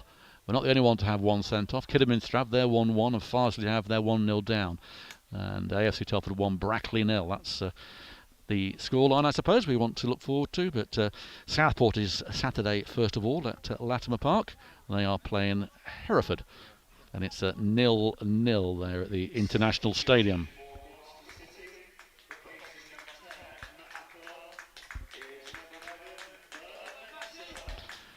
There's been a substitution made by the home side. The goal scorer of the second goal being replaced by a number 11. And another tall player coming on to rankle the Kettering defence. It's a throw-in anyway on the far side once he gets onto the pitch, which he's done. Referee making sure that both teams have the right number. Of course, Kettering are down to 10, so he's only got to count 10 one way. Squared back to the goalkeeper. Thought about picking it up, doesn't. Plays it out wide to this very, very tall 15. Looks like he plays basketball. Cut out by Milnes. Gets it to Scott, who's manhandled off the ball. Sheriff gets it, does a nice touch. And away goes Sheriff. He beats two players. He's got the ball in. There's nobody there. And there is a chance. Oh, and there is Scott just heading over. It's in fact Kennedy should have scored. He just zipped over the bar, just clipped it as it went over. That was the best chance for Kettering so far. And it just goes over. Well, that was a lovely cross from Kerry Sheriff. And of course, it just went over the bar when a goal seemed certain. But that's what Kettering have got to do. Press the goalkeeper as much as they can and try and get it into the net. It's still 2-0 to the home side as the ball is back with... oh, there's a terrible foul there. And this time I think it is Kennedy who goes down. He was taken out of the forearm smash. And on comes the sports therapist, Rachel. Referee's got a card in his hand. It was a very, very poor tackle. Well, I wouldn't say tackle. It was an assault on Kennedy, who doesn't go down lightly. And let's see what colour this will be. Yellow, of course. And can't even things up yet. But Kennedy is up and limping again. It is the number 4 that's got the card. And Kennedy will no doubt be marking his card, but he's going to be very, very careful as Kennedy, as he's also on a yellow. And one more and he's off as well. But Colin takes the free kick. It's headed out by Gloucester. The 3 clears it. Long ball down back to Colin.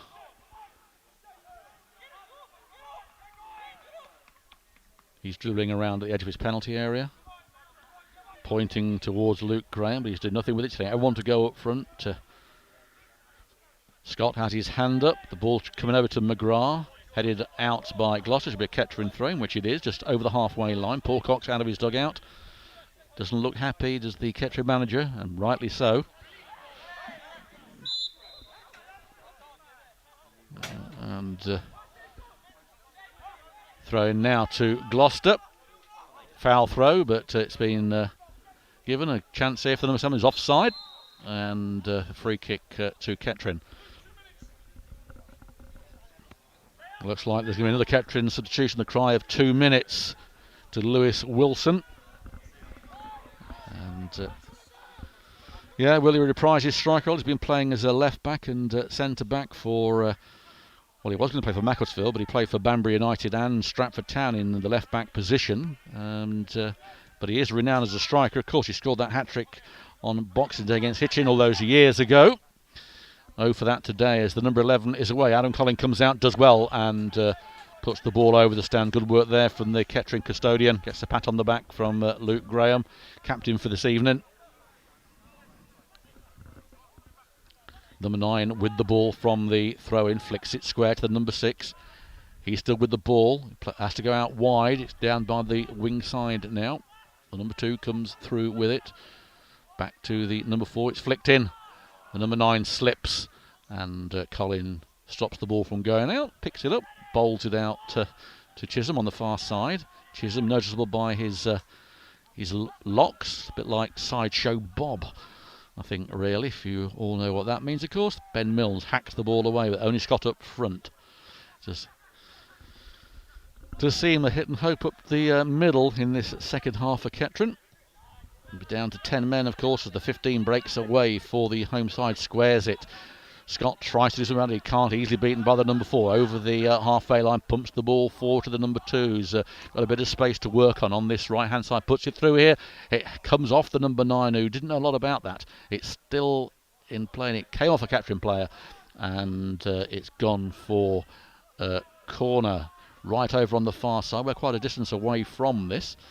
And he's been quickly taken to the number 7, back with the corner taker, who's advanced up the pitch. He comes in towards the back post. There's the 15, he's about 9'2", and it comes off the top of his head and goes out harmlessly for a goal kick.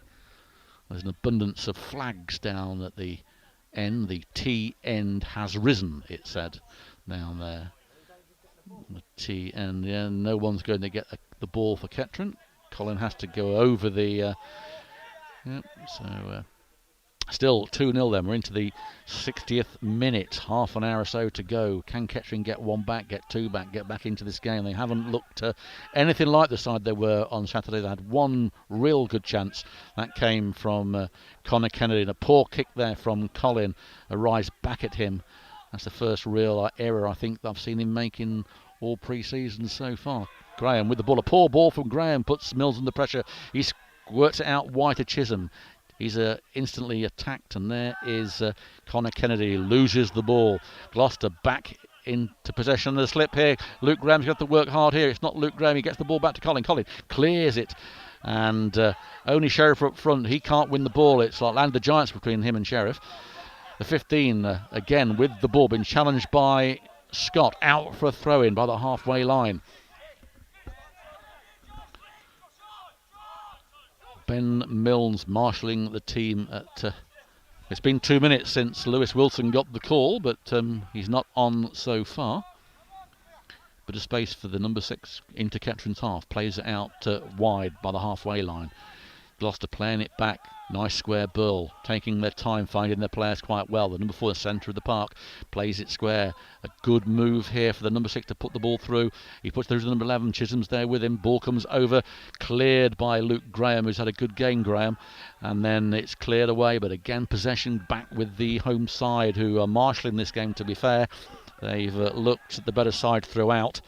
And it is back with the defence, who've gone straight into attack. The 15 feeds it forward to the number 9. He, a little sidestep, gets it to the number 2. Kettering under pressure again, as they have been for the majority of this game.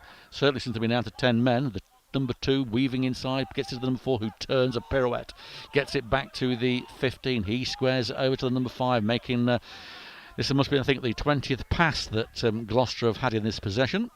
And they've still got the ball without any Kettering intervention so far. 23 passes, still with possession. They haven't gained much yardage in that. If it's American football, they're going backwards rather than football, but forward, but they're not. The 5 now plays it out wide again. The 15th down 2 yards, I think we'll call that. It's still out on the other side. 27 passes without a Kettering player touching the ball. 28. Well, this is just keep football. She used to play at school, I think this is. 29, 30, and the ball is now pressed out wide to the number 3. He's going to try and beat to the Kettering fullback. He does. He comes inside. This is danger for Kettering. He's still with the ball, and finally Kettering get it away with Ben Milnes scooping the ball away. He gives it straight away to the 15. He plays it back, and ironic cheers there as the Kettering player touched the ball from some of the people that are watching this game, and not sure who they are, but here comes that substitution. But the ball gone out of play. Will Kettering make it now? And it is going to be Lewis Wilson. The ball back with Colin. He plays it across his goal to Chisholm. A bit tricky that is. Chisholm scoops the ball out, but Storer put under pressure, loses the ball. It's back with the Gloucester players, and it's with the goalkeeper. And Wilson has to sit down until there's a break in play to come on. A build-up once again from Gloucester, who take it very, very methodically, playing triangles. Pythagoras would love this in this sort of football. It's right up his mathematics, and it's headed down, but Milnes intercepts, gets it through. That is fouled in the process, goes down. Referee says play on, trying to get Sheriff underway, but he won't keep this in. And it goes out for a goal kick. Will the referee take any action here, as Milnes is still down? Connor Kennedy furious with the referee, and the Kettering managerial team also. He was a blatant foul there, and the referee said nothing about it. And he now is going over to see Milnes, who's writhing around there like a... And these...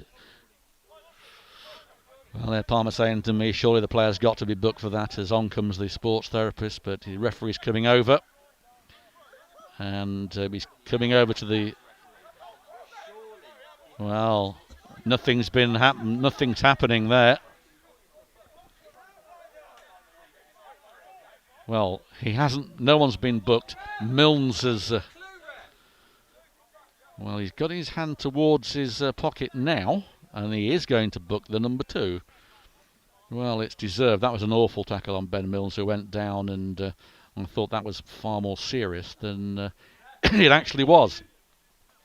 So the number 2 goes into the book, but it's still Gloucester 2, Kettering Town 0. 65 minutes gone here at the new park on this artificial surface that is really Kettering's downfall in recent years as these 3G pitches. But Lewis Wilson is indeed replacing Scott. So Joshua Scott comes on and Lewis Wilson comes on. So there we are, it's Kettering's first substitution as the goalkeeper.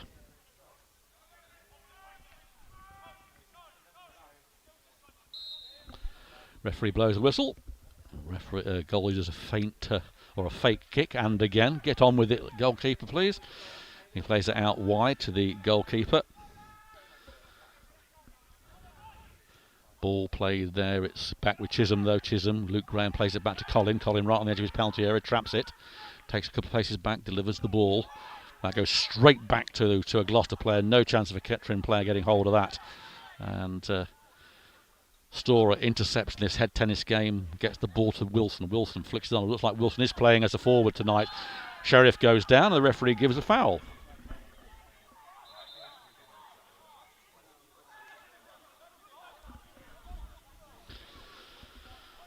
Well, there's a foul on the far side. The referee should be a booking. As I say, there was no intent to play the ball, but I think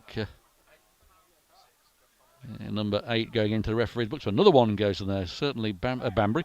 Certainly Gloucester have had quite a few in the book, but they've still got 11 on the pitch, where Kettering, of course, haven't had that luxury. They've been reduced to 10 men after Jones was sent off on half time, basically, in added time. It's a free kick to Kettering. Milnes takes it, headed out by the number 4. Every dead ball kick has been met with powerful clearances from the home side.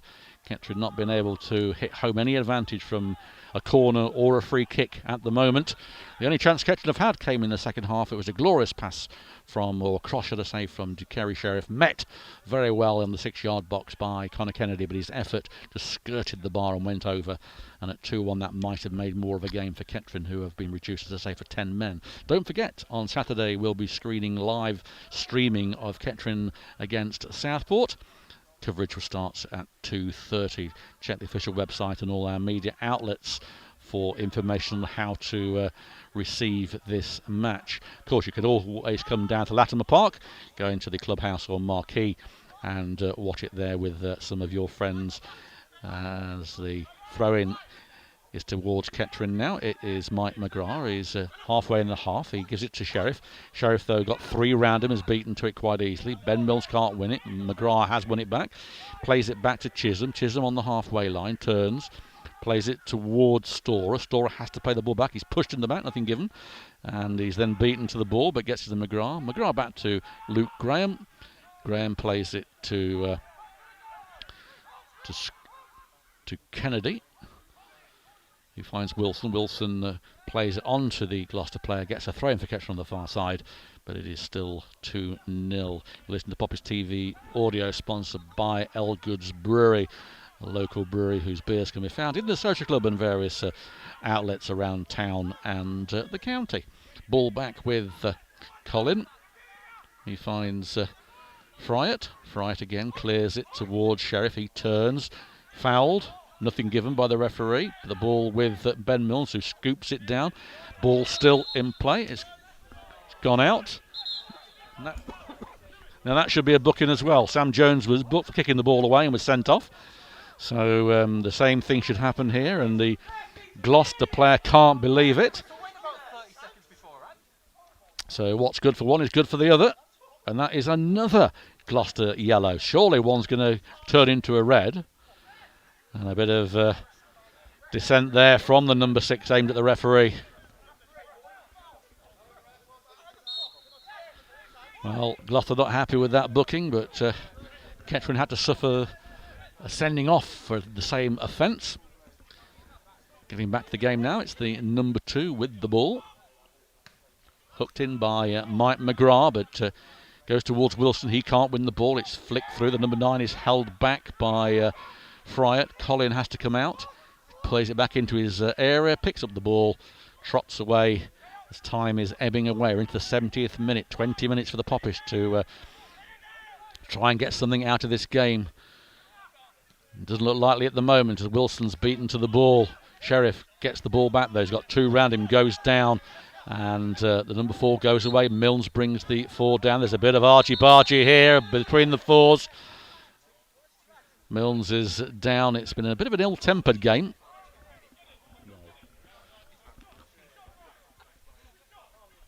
And Milnes, I think this time now, is going into the referees. But he's got an essay to write, this referee, after this game's over. But, another one goes into the book. And this will be a free kick to the home side, just inside their own half. The number 5 will take this. Sheriff looking at the referee a bit disconsolately. Paul Cox out of his dugout, as he has been for the majority of the game. Free kick finally taken, played out wide on the left-hand side. It's back with the goalkeeper as Lewis Wilson tries to cut it down, but... of course, with a man disadvantage, it's going to be hard work for the Kettering. Goalkeeper, though, under pressure from Wilson, kicks the ball out. And then again, the number 2 kicks the ball out again. He should be booked for that. Referee has, in fact, stopped play. And he should be booked for this and sent off. Well, he's kicked the ball away. There should be a blatant booking. He should be off for this. But it's the 15, and apparently who's not been booked. And the referee has let him off. Well, it seems to be one rule for one and one for the others, and Kettering being the victims once again in what's turning to be quite an ill-tempered and strange affair, to be fair, as another substitution has been made by the home side. The number 8 has been replaced by 14.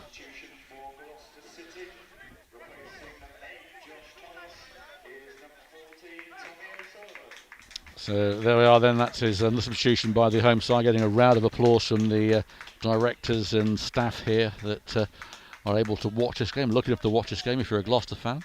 The Kettering officials that have made the journey won't be so happy with what they've seen. Kettering still not happy with that decision by the referee for not booking the player for kicking the ball away when the same thing happened to Jones, who was sent off. Milnes. Well, that was a wrong decision there by the referee, but Kettering get the throw in from it. Wilson flicks the ball through to Connor Kennedy, who can't get onto it. The 3 can, though, and it's a breakaway now for the home side, playing it through to the number 9, who's, as I say, been giving Kettering all sorts of problems. He plays it back. Gloucester with possession into their own half. 15 plays it back. It's going to be keep football again for the home side. 29 passes I counted at one point that they made without a Kettering player touching the ball. And it came to nothing, of course, in the end. Unlike Ajax, used to do it quite regularly in the Dutch League in the 70s, and used to punish teams for their lack of getting the ball off them. But it's going to be a Kettering Town throw on the far side. No urgency in taking this, though, by anybody at the moment. Chisholm's with it. No movement for him whatsoever. Chisholm with the throw-in, headed onto Sheriff. He can't get there, hooked away, kept in though by Gloucester, who've really have played the better football in this game. Beside that one chance that Kettering have had, really, the goalkeeper hasn't been troubled at all.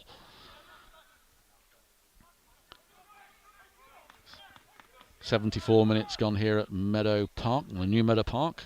Gloucester opening their new stadium in style.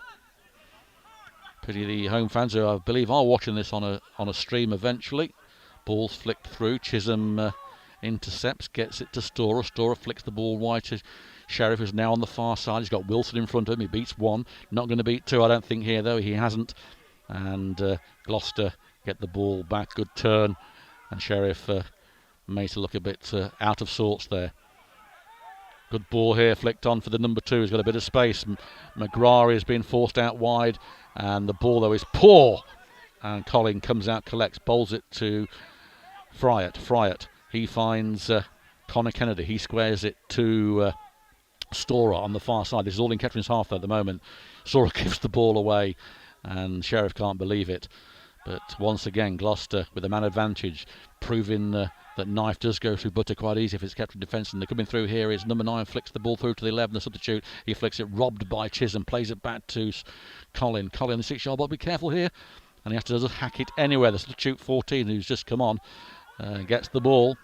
The urgency in Kettering's game seems to have disappeared as ball's put forward again. I wouldn't be surprised if another goal is scored in a minute. As the number 9 goes 2-2, 3-4, shoots blocked. And it is still Gloucester probing forward with these attacks. And that man advantage certainly playing off. Mind you, as Ed Palmer said at half-time, even with 11 players on the pitch, I don't think the Poppies would have really done too much this evening. But as it is, they're down to 10. And once again, it's the home side coming forward just outside the penalty. Might try a long ranger, decides to play it square. Now there's a chance here for a shot. The 15 is overlapping. The number 7 comes inside, plays it. The 15 is overlapped. Ball comes in low. Good save there from Colin, who dives at full stretch, collects it. And certainly been the busy of the two keepers in this game. But a ball there by Colin just into the air, finds Wilson, but he couldn't do much with it. And once again, Gloucester rob Kettering the ball. On the far side, it's the number 4. He turns on the halfway line. Kettering can't get possession, can't get a shot on target. And at the moment, with about 18 minutes or so, 15 minutes or so or left, don't look like they're going to reduce this scoreline at all. If anybody's going to score, it looks like the home side. In saying that, the number 5 slips. And in doing so, a ball that Kettering shouldn't have results in the throw on the far side. And Kettering, Ed's just had a goal now, make it interesting. It will. Kettering there have gained about 20 yards into the Gloucester half on the far side. But again, there seems to be no urgency in taking the throw. There's not a lot of movement for Connor Kennedy. It's going to be a Connor Kennedy long throw. Ben Stevens warming up down here as well. Will he come on? Have to wait and see. But it is Connor Kennedy. But looking at the lineup here of Kettering's players in the penalty area, they seem to be outnumbered height-wise. Ball flicks in and it's going to be a foul. So all that resulted in nothing. And it's still 2-0. Well, Kettering are going to have to regroup whatever happens after this game. And there's still 14 minutes left or so.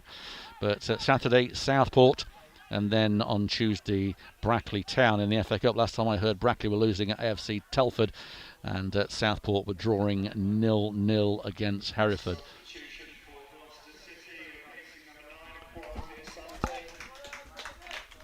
Gloucester making their final substitution of the evening.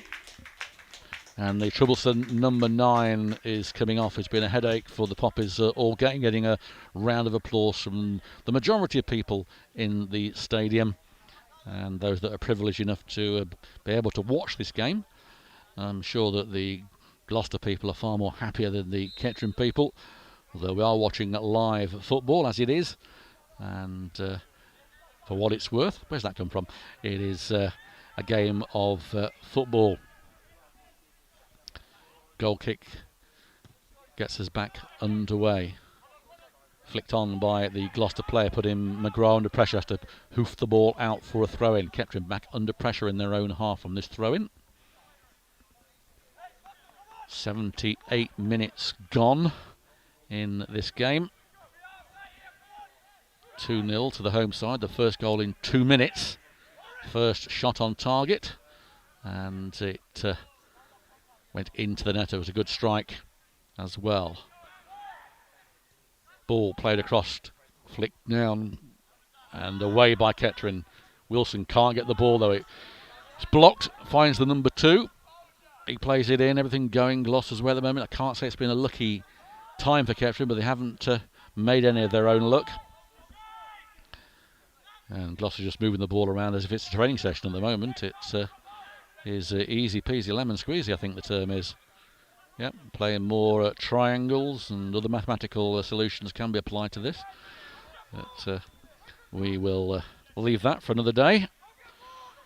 This is now just a 2-touch football. And Kettering can't get the ball off this Gloucester team as the disco that is Mount Lure is about to make another substitution, I would think, for the Kettering. Connor Kennedy loses the ball in a difficult place. Chance here for number 11. Going to try a shot. He does. It comes in, and that is caught on the second attempt by Colin in the centre of his goal. It was about 25-yard shot, and he handled it quite well in slippy conditions. But another shot on target. Not many of those from the Kettering players, I'm afraid, this evening. Pushing the back there. Nothing given by the referee. Cut out this time by McGrath. He turns, he's under pressure again. He's got two round him like hornet's nest. Gets the ball back to Graham, back to McGrath in his own half. Feeds it through to Fryatt. He pushes the ball down. Sheriff beaten to it. He's not the tallest of players, and he's got a giant that's marking him. McGrath then to Fryatt. Fryatt to Sheriff. Sheriff this time controls it. He's being held, and still Sheriff. He's got two round him. He goes down, and a foul to Sheriff right in front of We Are. The two Gloucester players deny their innocence, of course, and it's going to be a free kick. Now this is a decent place for Kettering. It's parallel with the penalty box, the line near the D on this side nearest to where we're commentating from, or I'm commentating from. Ben Milnes is over this ball. Two Kettering players at the back. Everybody else is in there. Connor Kennedy going to make a surge and run through. Luke Graham's got a nosebleed. He's up there as well. Lewis Wilson up in the mix. There's a wall of two. Up goes Milnes' arm. Ball comes in towards that back post. It's headed out easily once again. Milnes gets the ball. Tries a long-range shot. It's blocked and cleared now by the home side, who now might get a break on. Played out to the number 7. If he finds the right ball to number 3, it's difficult for Kettering. There is the ball, but out comes Colin to defuse the danger as Chisholm slips over in the process. Ball rolled out by the goalkeeper. And play back underway. 82 minutes we're into now. Can Kettering get anything out of this game? They haven't looked like it really this evening. Just that one clear chance on target. You're not going to win many games with one clear chance on target. Number 2 for Gloucester. Plays the ball long. It's a good ball for the substitute. 16 has just come on. A great ball down by the byline. If a good cross here would prove difficult. He's inside the penalty area now. Plays it through. Gets it back a 1-2. Should have crossed it over the first time to make it harder. Gets another chance. Dummies McGrath. Gets the ball to the 14. Another good movement here from the home side. More mathematical equations going on as the ball is being potted around like a snooker table, and offside. They played so much fancy football, they got offside. So Colin comes out with the ball, and no substitutions yet for Kettering other than Lewis Wilson, who came on, I thought, and Chisholm in the first. I didn't thought Ben Stevens might come on, so that it's just informed there's been 2 substitutions. I was actually trying to make the point that Stevens hasn't come on yet, but he hasn't. Storer then back heads the ball, cut out easily by the Gloucester defence, threaded the ball through. A nice little flick now will be difficult for Kettering. We can't. Sheriff wins the ball, loses it straight away to the number 6. He feeds it through to 14. There's a good chance here for the number 7 breaking away now. Feeds it through to 14. This could be 3-0. It comes in. A shot. Brilliant save by Adam Collin. Well, that was fantastic. He was leaning backwards, got his hand to it. He goes over the bar when a goal seemed certain. I thought he parried it into the net, but what a brilliant save from Adam Collin. That should have been 3-0, and that would have been game over. As it is 83rd minute, 7 minutes plus extra time or injury time to go. It's going to be a corner. Well, there is being streamed. Hopefully they'll provide some highlights. That's worth the admission fee. Oh, there isn't any. To see that one again. And well done, Adam Collin. But it's a corner to the home side. And they'll be champing at the bit to seal the first game here at the New Meadow with a win. They're totally in command of this game. Ball comes into the back post. There's the header. It's headed out. And Kettering get the ball away. A little dummy there by McGrath, who's under pressure with it, having to play the ball back near the penalty area, has to play it back, gets a goal kick out of it, and it unfortunately is going to be a goal kick, and that substitution is now going to be made. It is Ben Stevens who is going to come on. That's Kettering's final substitution of the evening for the Poppies. It's sad circumstances there as it is going to looks like a defeat. So it's Stevens on. And who's coming off? It is a young Sheriff who hasn't made much impact in this game. He's coming off. It's a fist pump from Stevens. Stevens going to see the last 6 minutes or so of this game. give him a bit of more of a run out, and we'll see if he can inject any enthusiasm and pace into Kettering's side. Goal kick being taken by Colin. It's back with the number 14, heads it on. McGrath over his head towards Stevens. He can't get there. 15 just hooks it anywhere. Fryatt under pressure. There's McGrath to head the ball out. And well, if I had to pick a man of the match, I'd have to say for Kettering it's Luke Graham. Ed's disagreeing with that. Chisholm not been on long enough, really. I think the save that Colin made to keep it 2-0, and some of his other efforts might put him in there. But it is going to be the number 7 to number 4, and looks like might get a bit of feedback here from Peter Short, who's come back from duties, and Wilson is trying to get to the ball. He can't. And the 15 has the ball. And Peter Short, if you'd like to give your impressions of what you've seen and have a little chat. Thankfully, because this is private radio, I can say what I really feel, can't I? But no, it's not been great, has it? Kettering of their game plan they had against Chelmsford has just been roles reversed, really, and they've just been shown how to do it brilliantly on what is a very good surface, has to be said, as Kettering try and come forward one final time. But no, Gloucester have done a number on their opponents. They obviously lost in the FA Cup on Saturday and they have a point to prove, don't they? But they've just been fantastic. Yes, the goal on 3 minutes has completely changed the setup of the game. If that hadn't gone in and Gloucester was still trying to feel their way through the game, it could have been very different. But Sam Jones hasn't helped his side out really with just sheer petulance, really. And Gloucester have capitalised, and their game management in the second half has been superb. They've calmed down, they've kept the ball when they needed to, made Kettering try and do something. As the ball comes over the top here, sort of cleared there by Fryatt. Second ball sort of clear, but Gloucester come away with it, and they still have it in the deep half of Kettering in the final third. Another ball comes into the centre. And yes, but as I say, it's this game management I was just talking about here, is they just play it back here. They're going to try and draw Kettering forward for these last 4 minutes now, and it's been a very professional performance against a team which they might surprise a few people, especially here on this 3G, 4G surface here, because they're going to catch a lot of teams out, especially when they get the advantage of playing on this week in, week out. And well, Kettering have just got to go straight back to the drawing board, haven't they? Yep, I think Paul Cox has got a bit of work to do now. I mean, it's gone quite well in pre-season, but today has been an abject performance from the Poppers, we've all witnessed this evening. Didn't help going down to 10 men, but that's no excuses, as Ed Palmer said at half-time. Even with 11, I don't think Kettering would have proved too much. They've only had one real chance in the game. You're not going to win many games with one chance, and Kettering's forward line has looked quite ineffective.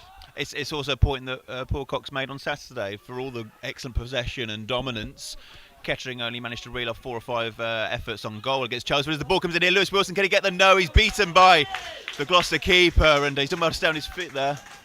But Wilson was a bit of theatrics here now from the Gloucester keeper, and here we go, a bit more time wasting, absolutely unnecessary really. Wilson has been nowhere near his opposing number there, but again, probably the only decent opportunity we've seen from Kettering in the last 10-15 minutes. So a nice through ball there, Wilson trying to latch onto it, a one-on-one, and the keeper gets there first, and for some reason he's now stretching out his calf.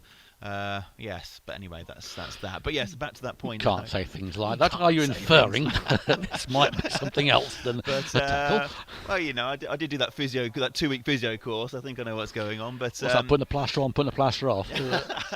But yeah, get the magic sponge out. But no, it's already been identified that the final third is where Kettering are lacking. And as you say, one shot on well, not one on target. It was over the bar, wasn't it?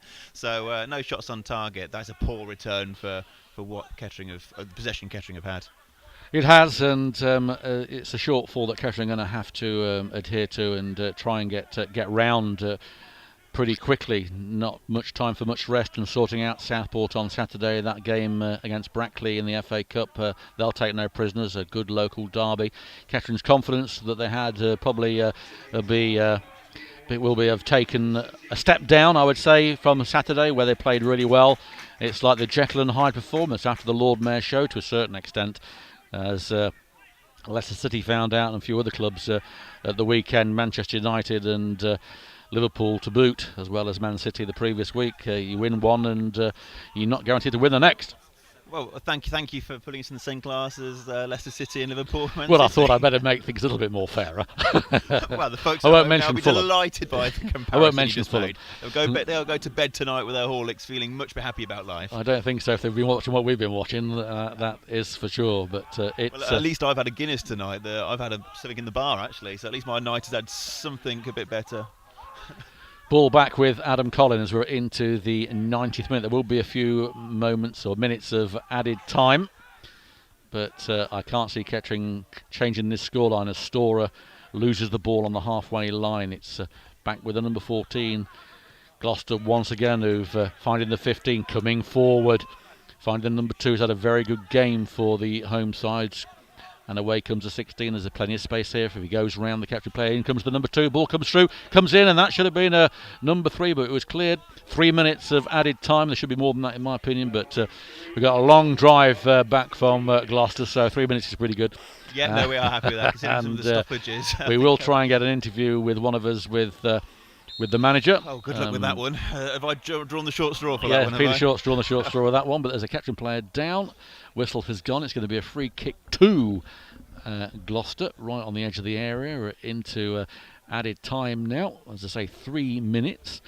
Now, if Kettering do get 2 goals here, I will run across. No, I better not say things like that, 'cause I'll get chastised, won't I? But hang on, you said you'd run. That's the, well, I did see you running earlier, and then in flip-flops as well. It was quite frightening.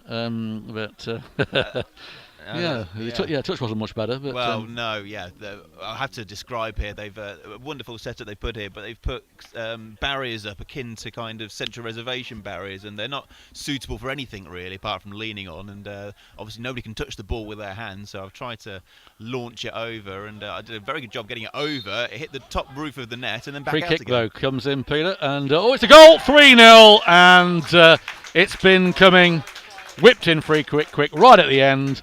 We had one early on, there had been one late doors, and a comprehensive win and a comprehensive defeat for the Poppers, 3-0, and I'm afraid that's a good night, sweetheart. Yes, indeed. There was a Gloucester celebration there, but we think that may have come off the head of Fryers, or it certainly had a deflection off him. So, but it has been coming, as you say. The game management has been superb. They've obviously had the more pace, and the gaps have finally materialised. Although this late in the game, you'd have thought Kettering might have even seen this out to win the 0.5-0 there, basically with 10 men. But poor from them, and the Tannoy goes for. And they give it to Bailey, so they've given it to him goal. I think the dubious goals panel may have something to say about that, but well, we'll give it to the number 16 rather than the own goal from Fry. But Chisholm plays the ball back in these dying seconds here to Collett, who again couldn't do much about that one either. He's had 3 good goals scored against him as they come forward again. Not 4, surely. Pettit goes down, and that is going to be a free kick. Is it right in the edge of the area? No. Yes. Referee's blown the whistle. What's going on here? There's 2 Gloucester players down, writhing in agony as they're pleading their cases for the Laurence Olivier Award of professionalism, and they've both got up off the floor, and it's not going to be a free kick. It's a free kick to Kettering. If you actually look across at the very nice scoreboard that's been installed here, it's still 2-0, so we'll take that, won't we? Well, the goal difference is 3-0 at the moment. But, it's like cricket. Any local cricketer will know the shouting scoreboard across after every over when it's never changed. So they'll know where we are. Free about kick that, to Kettering. Wilson fouled Ben Stevens with the ball. There can't be long to go here. I think we've had the 3 minutes almost. Looking at our clock, been taken quickly. Milnes with it, flicks the ball forward towards Wilson. Wilson to Connor Kennedy. Kennedy gets a consolation goal. Connor Kennedy flicked on there, 3-1. It won't amount to anything. Kettering's first shot on target, and it results in a goal, and only the second chance of the game for the Poppies. But still an answer to the quiz question. When Kettering Town win the league in the 2021 season, who scored the first goal of that campaign? Correct. Well, league campaign. League campaign, exactly. And there goes the final whistle. So it was the last kick virtually of the game, and a comprehensive win really. The consolation goal from Connor Kennedy, making it look a little bit more respectable, but a lot of work to do for Paul Cox on that performance, and disappointing performance from Kettering Town. Gloucester deserved their win, in my opinion, and I'm not one easy to please. And it is going to be a long journey home to Northamptonshire. We'll try and get an interview. Peter Short will try and get an interview with Paul Cox, which will be on our social media channels and website a little later, either tonight or tomorrow. But from myself, who's quite exhausted having spoken for about 90 minutes, and I'm going to say good night. Ed's been on keyboards down here, making sure everything's okay. And from Ed, Shorty and myself,